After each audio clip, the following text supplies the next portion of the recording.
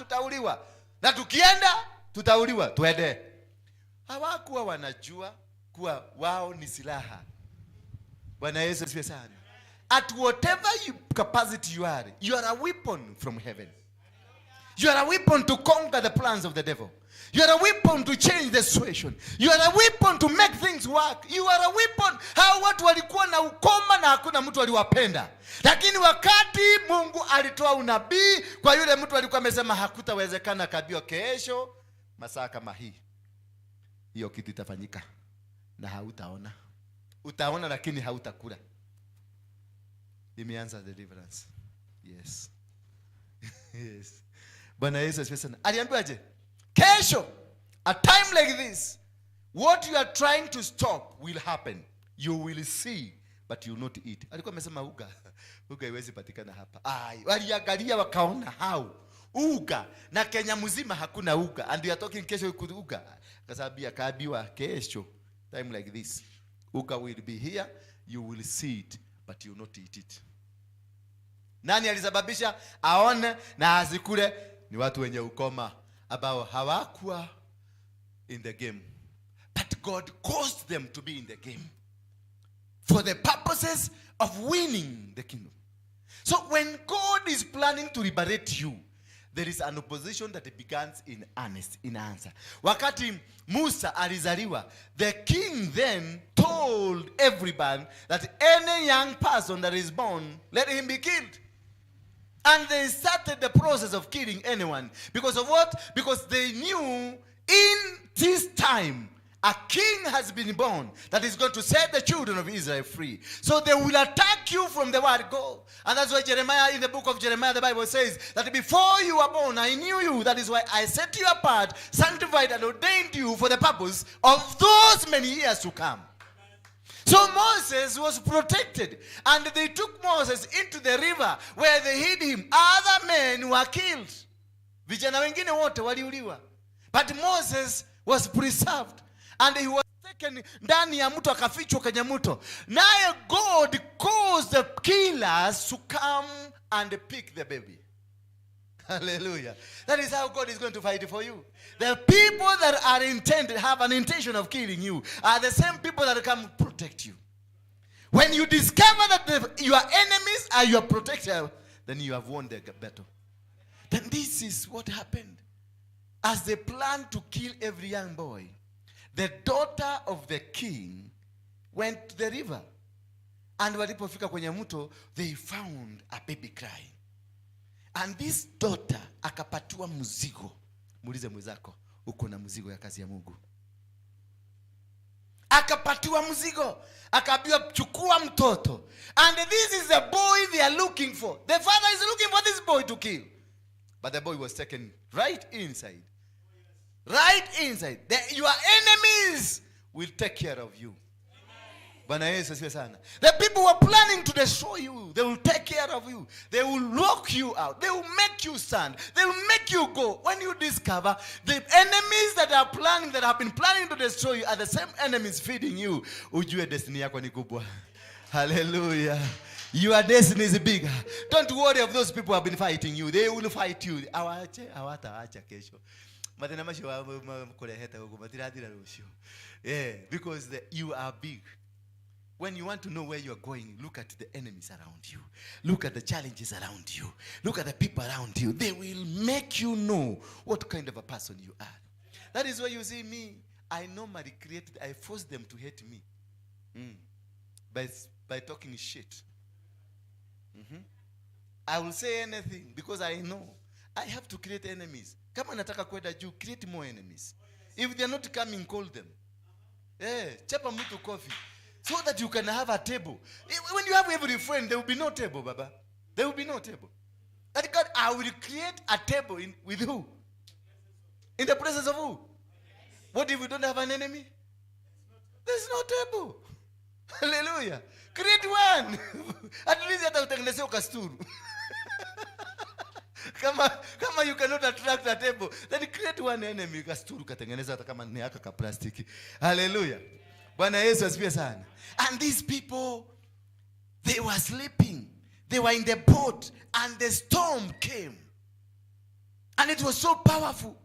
So powerful that Jesus naye akaenda kalala. Na hapo ndio nataka munielewe, Mungu anataka safari. Mungu anataka safari.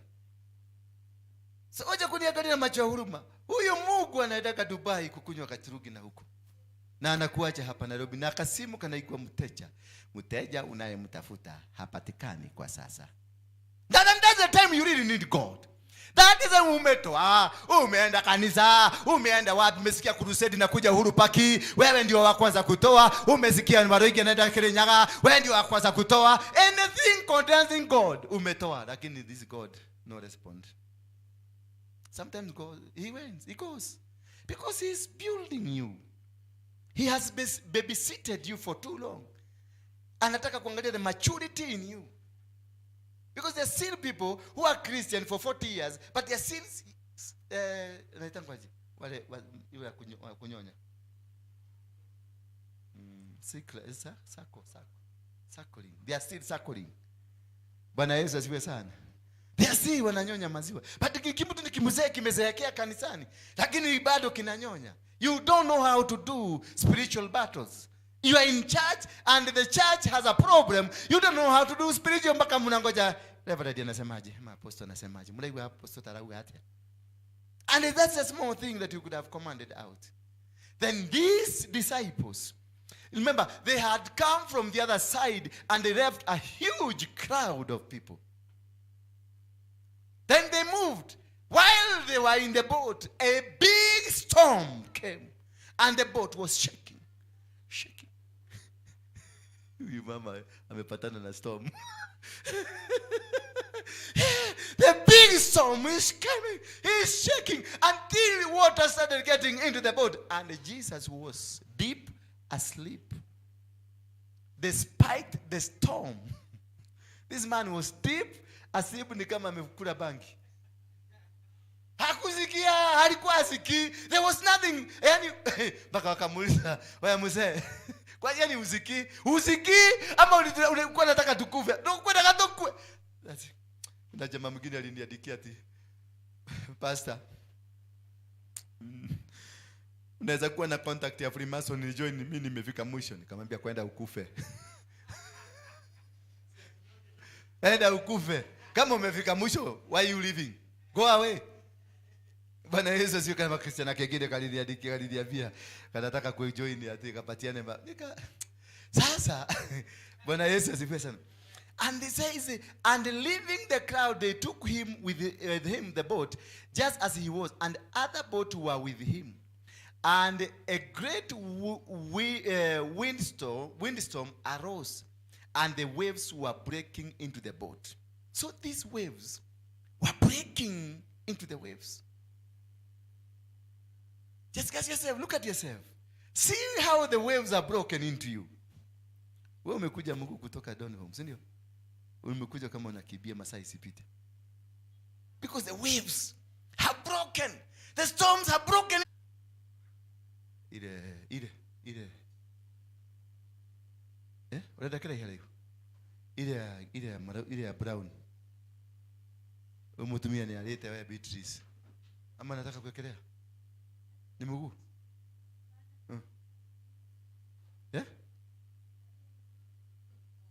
Inakufima mwogo, ile ndio msuli. Kionekea? Yes. Kali akaka hodho Beatrice. Kali akahosha na ku mzuri okea. Mulini muraniki muraje kile mutumia.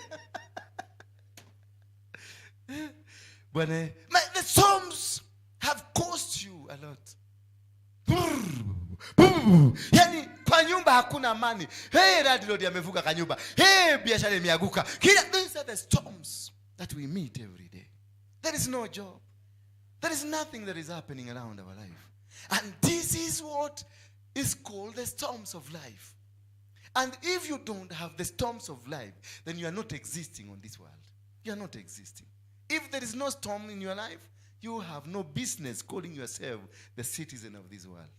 The storms are the qualification for you to become the citizen of this world. Because through the storm, you are qualified into the stages of God's improvement and God's building in your life. You become better because of the storms. If the storms are just one, will be there forever. Because he said, he will never forsake me. No, will he leave me? Why are you trying to put a limitation in my life?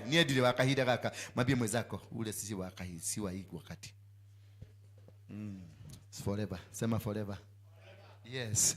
So they storm and they asked Jesus, usiki. And then we imagine hawa wanaume wakiwa kwa hiyo boat venye walikuwa na listen na the reaction. Yani we usiki na umelala. Yani na jamaa anang'ata. Najua mtu akichoka.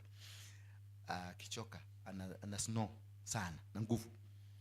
Jesus alikuwa amedeal na watu wengi, thousands of people. So this man was so tired. So he would be Nasa hiyo somo imekuja mpaka wakaona huyu jamaa alikuwa anataka tukufe. Hallelujah. Sometimes God, kuna kale kakisenema tunasema God must be crazy. Sometimes our God is so crazy. He goes kama sasa sinaona kama ameenda kabisa. Kinyolali kwende kiweka nini nake. Kai. Mami, si ameenda. Anaendaka. Na akienda wachana story mingi, calm down. Tulia kwa sababu kuna kitu kinaendelea. When you see that God is not allowed kufanya kazi yako. So tunataka kwenda kwa kibono yake kijana kidogo yake. Uone mimi niko na watoto. Yaani tunalala hata una huruma. Unakuwa na huruma na benki nayo inamkibiza. Yeah? Unakuwa na huruma ya nini? Na benki nayo imepiga kasimu tunakuja ku auction nyumba. Na auction wanasema na divu alikuwa anatuligia. Sasa kameenda sasa nyumba, acha tuone atatuligia na nini. Sasa kabla mlianza kusema hivi na mimi nitakuwa mkali huko. Nitakufukuza, nilete mtu anajua kulipa. Na kesho tukutane kwa kanisa nikisema haleluya. Bwana Yesu asifiwe sana. Nasikia kubarikiwa. Nyumba yangu ilikuwa na watu ambao hawakuwa nalipa, lakini Mungu ameniondolea. Nitakuja hapa nitoe ushuhuda. Wakati pastor alisimama akanisimamisha, akaniambia umebarikiwa. Nilichukua hilo neno. Kufika huko nyumbani nikakuta wale watu hawalipi, nikawafukuza wote. In 2 days watu wengine nyumba ikajaa na nimelipwa pesa na nimeleta 10%.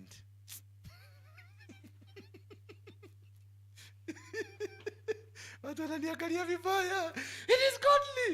It is godly because naye mtu ambaye bank nayo na bega anapiga simu anasema tunakuja kesho ku auction nyumba. So it is a storm that is happening. It is godly. Kufukuzwa nyumba is godly. Hallelujah. Hakuna shetani hapo. Kufukuzwa nyumba, it is godly. Because in Genesis 1 verse 26, he gave man dominion. He gave you everything. The birds of the air, the animals of the land, the fish of the sea, and every plant to subdue and eat. So you ufai kusema umekosa rent. Wacha kudanganya watu tulikosa rent. Sema ujige imekuongesekea mingi sana kwa kichwa. Hallelujah.